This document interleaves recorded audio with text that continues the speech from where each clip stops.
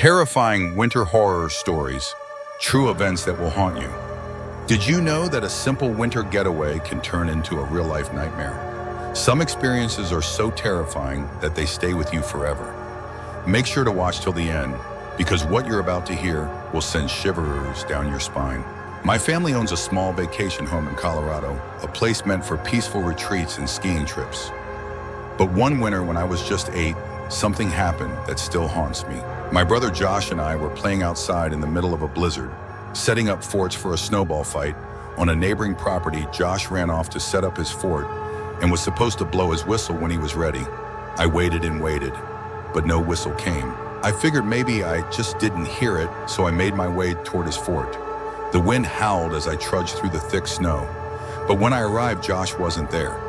Then a woman's voice called out, "Are you looking for your brother?" She stood at the front door of the neighboring house, a creepy smile stretching across her face. She told me Josh wasn't there, but I saw footprints leading to the door. Josh's footprints. My stomach dropped. Then from an upstairs window, I saw a face watching me. Half of it was covered by a beanie, the rest hidden under the bottom of the window.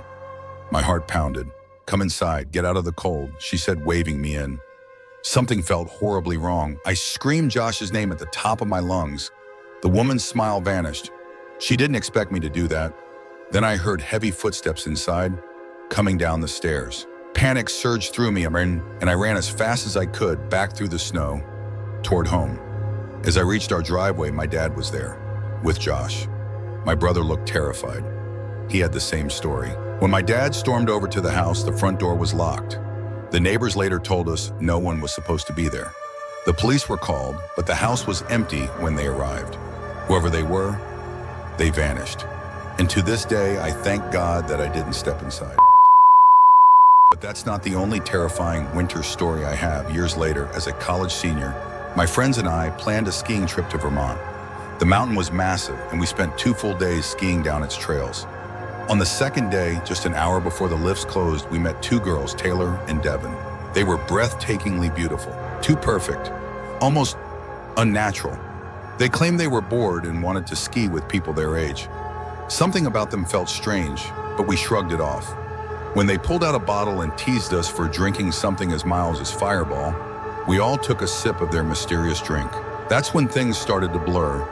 They told us about a secret trail called Devil's Forest, supposedly one of the best hidden spots on the mountain. It sounded exciting, so we followed them. But as we walked, I felt uneasy. Trails are always accessible from ski lifts. Why were we hiking uphill to get there? As we entered the woods, Devin pulled out the bottle again.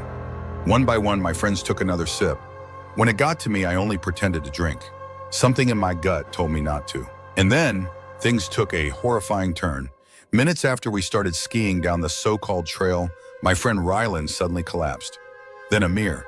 One by one, they passed out in the snow. My breath hitched in my throat. What was happening? The girls looked at me expectantly, waiting for me to drop too. I felt dizzy, but I fought it. "What the hell did you give us?" I demanded. They didn't answer. Then Taylor turned to Devin and muttered, "He must not have drunk enough." Devin cursed, "We have to go." I watched in horror as they unclipped my friend's skis, took them, and started dragging them into the woods. That's when I realized they weren't just robbing us. Something much worse was happening. Summoning every ounce of strength, I forced myself to stand.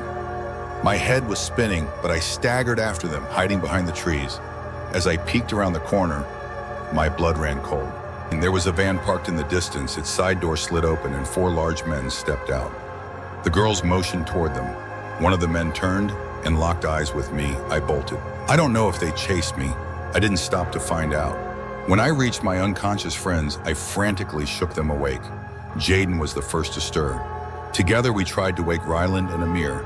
It took nearly an hour before they groggily came to. We were still trapped in the woods, disoriented, exhausted, and freezing. But we knew one thing. We had to get out. By some miracle, we made it back to the main ski area, reported everything to security, and later filed a police report. But the girls, the men, the van, they were never found. To this day, I wonder, what would have happened if I had drunk the full dose? But this last story, this one still keeps me up at night.